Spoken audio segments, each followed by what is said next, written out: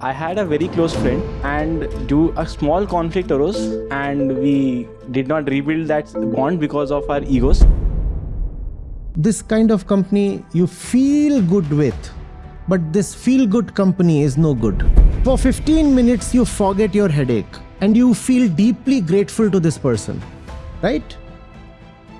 15 minutes. So, but for the 15 minutes he gave that joy, right? For 15 minutes he was there for He delayed you. his diagnosis for 15 minutes.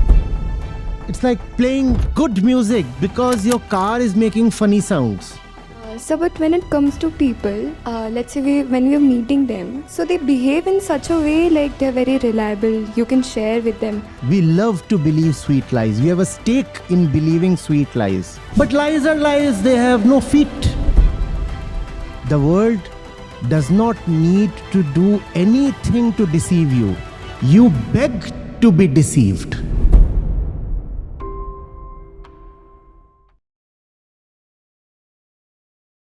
Good afternoon, sir. My name is Devang Sharma. I had a very close friend, and with whom I used to share my daily conversations. And due a small conflict arose, and we did not rebuild that bond because of our egos. So I was reading a book which Truth About Apology, and I went through a quotation that says, which says, fight the right ones and only the right ones, and ignore the small conflicts. So it made me wonder that how can we recognize that these conflicts are small ones, and we can actually surrender ourselves in front of our egos so that we can actually safeguard our relationship that actually matters. Now, for that, you must know what you really want. Any trouble that you accept for that, which is really important, is great. And even the smallest trouble that you accept for something trivial is a wastage. How to decide what is really important? For that, you have to know your present condition. Right? If I am someone captivated by fear, the central idea of my life is fear, then what is really important for me? Freedom from fear, right? So what is really important is a subjective thing. It depends on you. Nobody else can tell it. You have to know where your current problems lie. But most of us are so busy at the surface of life, we do not even know our deep diseases. Right? And often it happens. Inwardly, you may be troubled or sick, but because the symptoms are hidden, so you remain confident that all is all right. No? You have to get into your own life, thought, feelings, actions, decisions, and see what holds you back.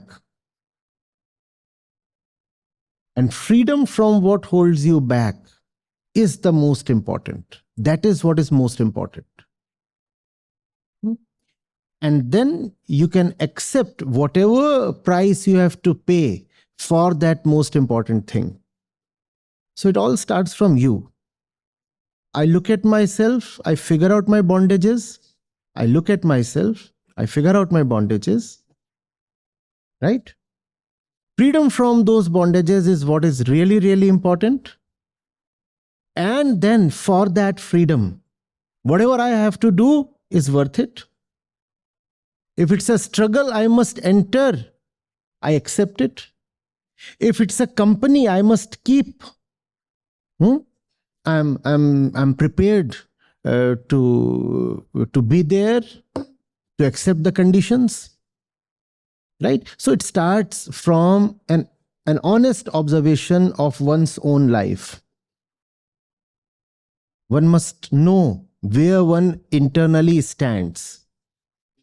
Right? No point lying to oneself. No point behaving all is hunky-dory, all is wonderful, when inwardly you are carrying phobias and anxieties and tensions, and fears of future, what will happen to me, what are others thinking of me, right? You get in touch with yourself, and whatever is seen as the bondage, the burden, has to be kept aside. It's not easy because the bondage is present in the first place because one is attached to it. So there is a price to be paid. There is a price to be paid. Once you have figured out what needs to be done, no price is too much. And then there are so many trivial things. If you are getting them even for free, keep them aside. Because they are of no use towards your inner life. Someone who will be a soothsayer to you, someone who will act as a mirror to you, is worth being with even if that person troubles you. It's all right. I don't like his ways or mannerisms or whatever. I don't like. But that's a small thing. That's just the surface of being. How one behaves, how one talks, or what kind of clothes one wears. Fine, all that can be accepted. All that can be accepted. The real thing is that this person brings deep value to my life. Deep value. So all else can be then very happily tolerated. On the other hand, there are those who make you happy on the surface, but add no inner value, deep value to your life, right? You feel like being with them because the moment they enter the room, they bring some rainbow, lots of colors, right? And birds chirping, and fragrance and aromas. You know of such people? They enter a room and suddenly everything goes vibrant. You say, look at this one. He's the life of the party. So vivacious. So spunky. He's a live wire. These are the kind of words we use, right? And if you are a little sad, the fellow will come to you and just hug you or give you a solid pat on the back and say, what's wrong? Life is there to be enjoyed. And you'll actually feel good. And all that is okay. The question is this fellow adding any real or deep value to my life? My fears remain as they were, just that he comes and gives me certain sedatives, not even sedatives, antidepressants. This fellow is a dopamine shot. This fellow comes and makes me smile. But the smile vanishes, does it not? If your smile is dependent on someone, the fellow leaves, the smile leaves. So this kind of company you feel good with, but this feel good company is no good. No good at all. Though mostly such people get a lot of traction in social life. They are invited, they have a huge network. They are waited for, right? They are even loved. Yeah. You take a group picture, they'll be seen at the center. Don't be one of them. And don't keep one of them too near. Because all that is self-deception. The fellow has come to you, and if you see, It is cruel in some sense. All this is violence in some sense. You may have brain cancer, and that's why you are experiencing headache, right? Consider a situation. You may have brain cancer actually, and that's why you are experiencing headache. And you are sitting a little dull and down. And this fellow comes and plays fine music and starts dancing. Serves you some fine beer and music and drinks and this and that. For 15 minutes, you forget your headache and you feel deeply grateful to this person, right? 15 minutes. And he has actually done something remarkable. You forgot your headache and you are all smiles. And he is telling you, life is meant to be lived and we should always be smiling and happy. And he tells you a nice joke also. Such a nice joke. And you laugh, and you have forgotten your headache. 15 minutes or half an hour later, he leaves. And you are left with the cancer. Is this not cruel? You needed immediate diagnosis and hospitalization. Instead, this fellow has further delayed that. Is that not violence? Think of it. His presence has further delayed your diagnosis and therefore treatment. His presence has actually pushed you closer to death. Is that not violence? We can think in other perspective that he's anyways going to die, so he just died before what if having he can be saved? And how do you know he's going to be die? Are you the doctor? Without even going to the doctor, our lady is quick to conclude this one was anyway dying. So I better give him some beer. Instead of medicine, she is very happy with the beer. How does that sound, lady?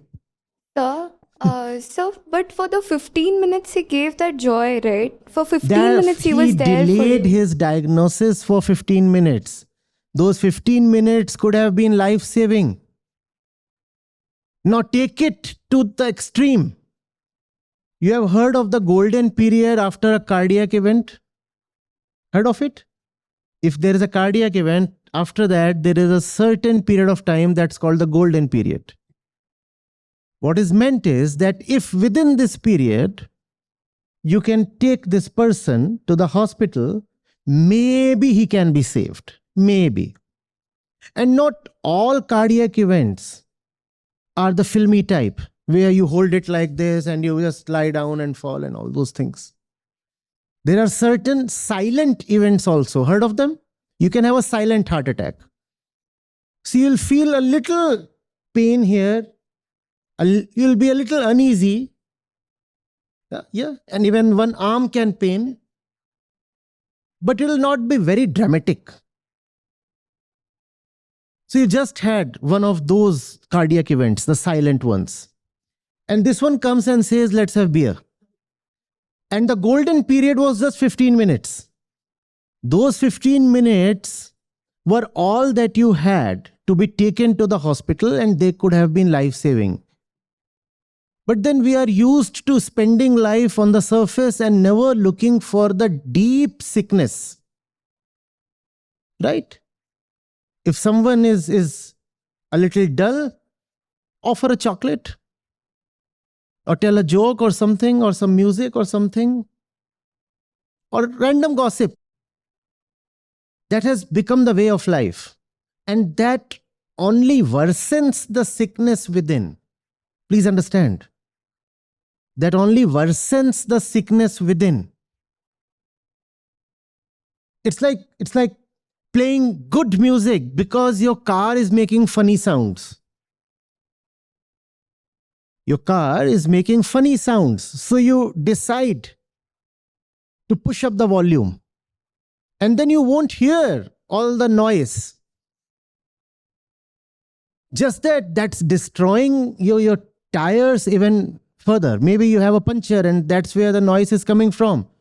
Now, instead of stopping the car and getting down and addressing the puncture, you decide to turn up the volume. So you won't hear what's really happening, but that would mean that the tire is now fully destroyed. You have kept driving on a flat tire. Yes. Good evening, sir. I'm Sonia. So my question is, sir, I tend to get attached with people really fast and I overshare with them. So what happens now? I regret it later. And the process that comes after it is detachment. So that process is very difficult and my productivity goes down at zero, probably some days negative, you can say. So, sir, while reading your book, I saw a quote. It says, hurt is the opportunity to see where you are still deluded and dependent. So, can you please explain me something more about this?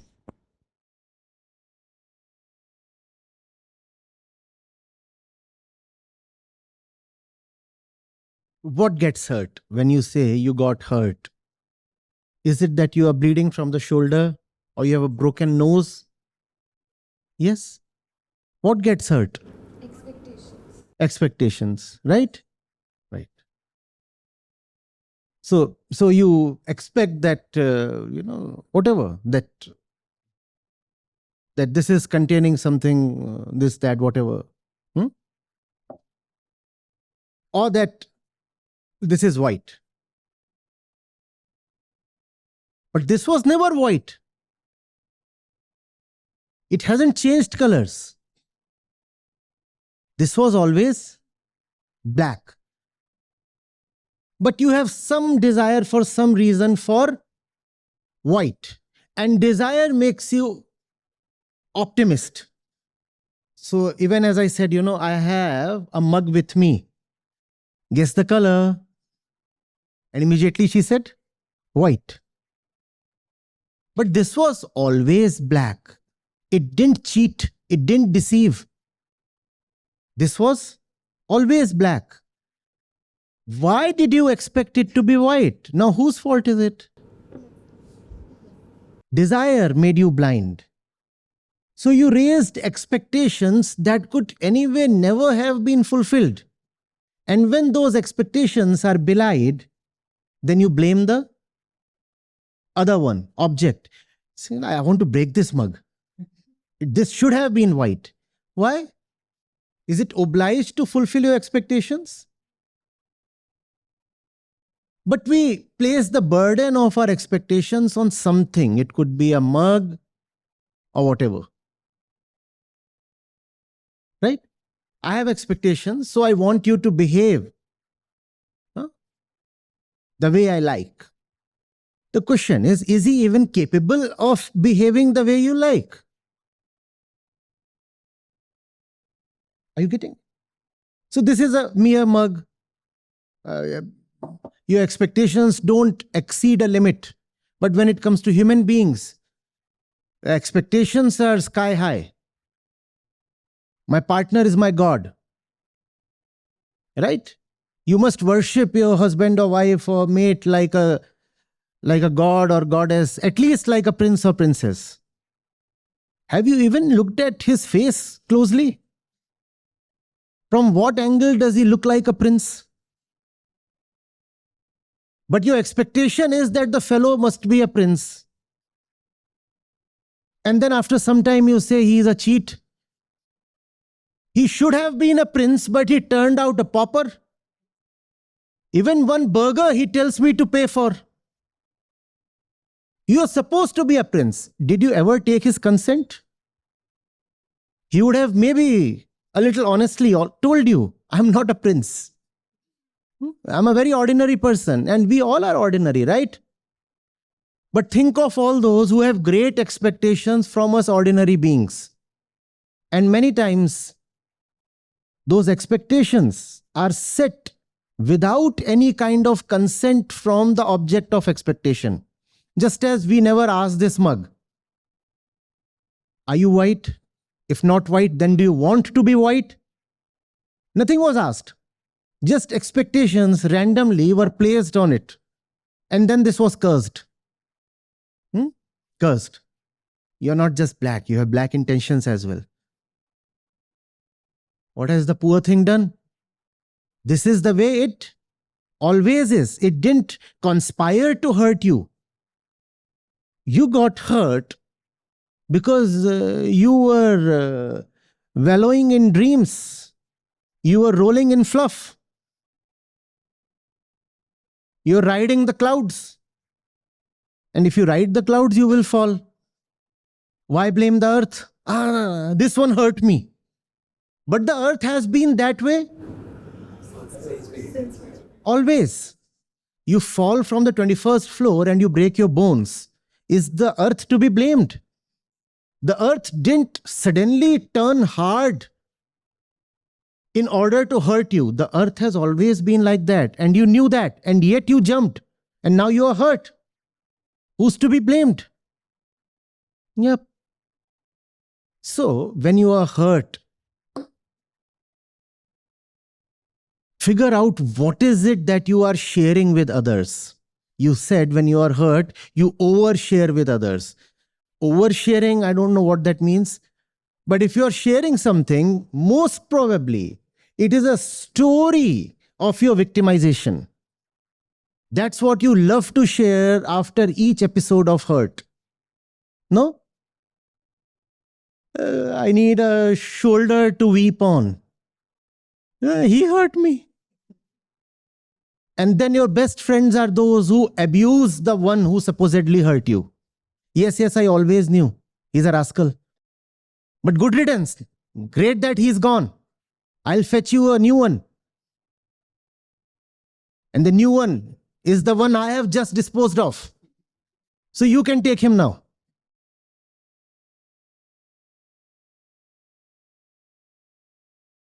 So, but when it comes to people, let's say when we're meeting them, so they behave in such a way like they're very reliable, you can share with them.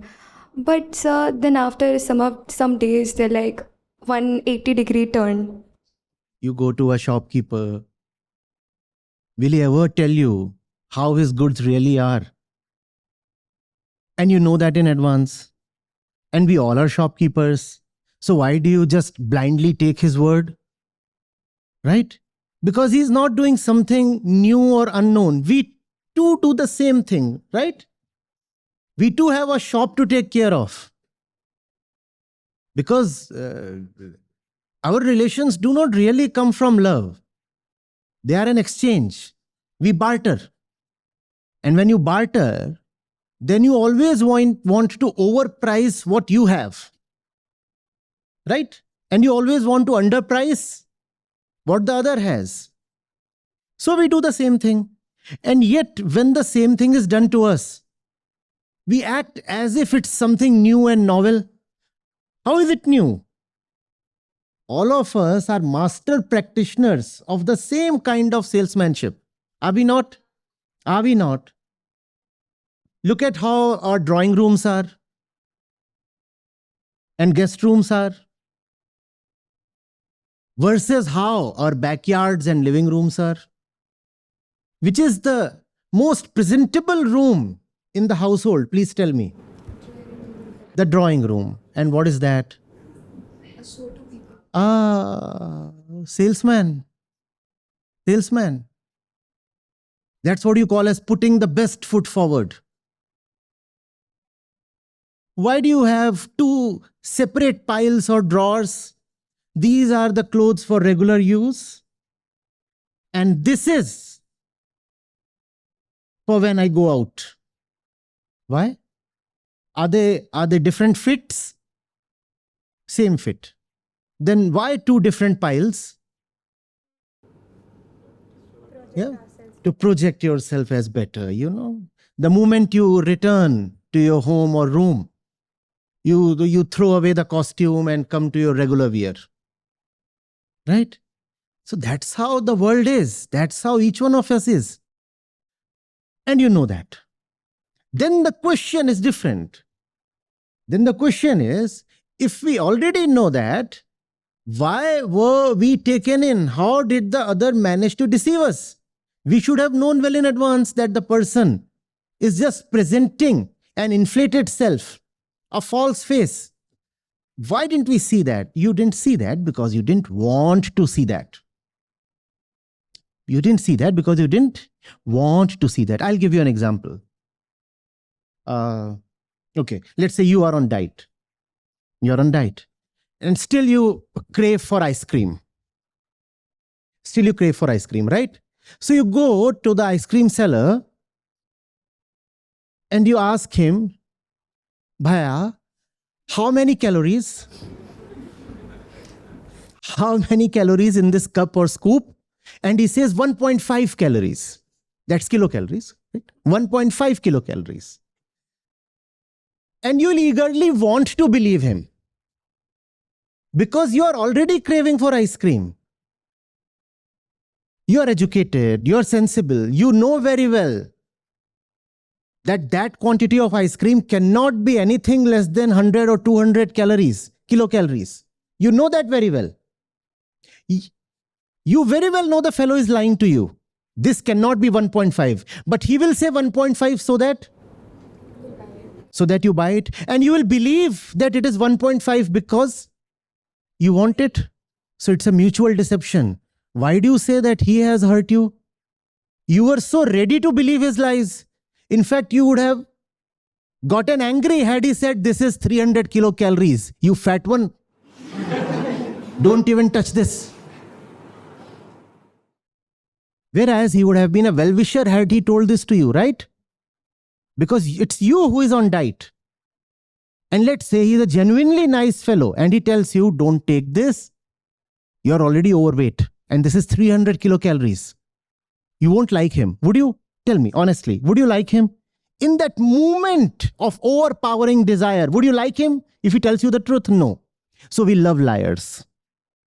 We love liars. Sweet lies, sweet lies. Sweet lies. What does the cover page say? What more about lies? For those tired of sweet lies. We love to believe sweet lies. We have a stake in believing sweet lies. But lies are lies. They have no feet. They stand on no ground. They will collapse. And when they collapse, we say, come console me. And when they come to console you, then you say, but I overshared with them and now they are exploiting me. Now, what kind of cycle is this? Are we our own friends in the first place? Do we wish ourselves well? Think of this. The world does not need to do anything to deceive you. You beg to be deceived.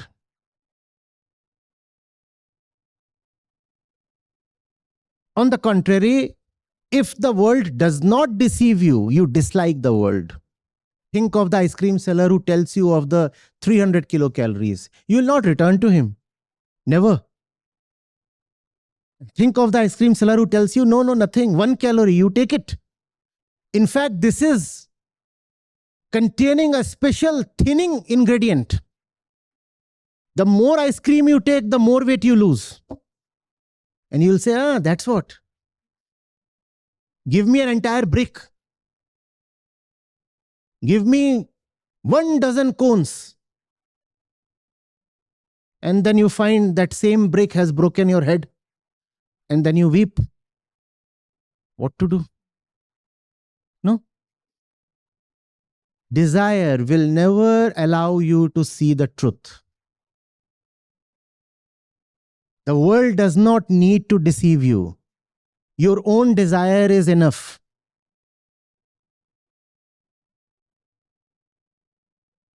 And deception does not happen after desire. Desire itself is deception. You have told yourself this desire will fulfill me, right? Deception has already begun. You may get what you desire to get, but that proves of no avail. But you have successfully, very successfully convinced yourself that if you get this or that, then life will be heavenly, right? Each of us have some idea of the future, some vision, some picture, some great desire, some hope, some dream. If I get that, that will turn my life upside down. So deception has already happened. The world need not deceive you. It is inner deception, it is self-deception that you have already inflicted on yourself. No. Yes. Okay. Namaste. I have been listening to Acharya ji since 2 years now. Before connecting to Acharya ji and his teaching, I was going through lot of confusion, indecisiveness and lack of clarity in my life. There were lot of questions that were going in my head and I was not able to find the clear answers. But after connecting to Acharya ji and his teaching, I find myself able to get these answers. Acharya ji's teaching, he just not teach Gita or Upanishad like we heard that traditional ones, but he connect these Upanishad and Gita with his deep understanding and the fact and the things that are relevant for us now. So I can say that connecting to Acharya ji and his teaching is the best decision in my life. It has been a life-changing for me. Thank you.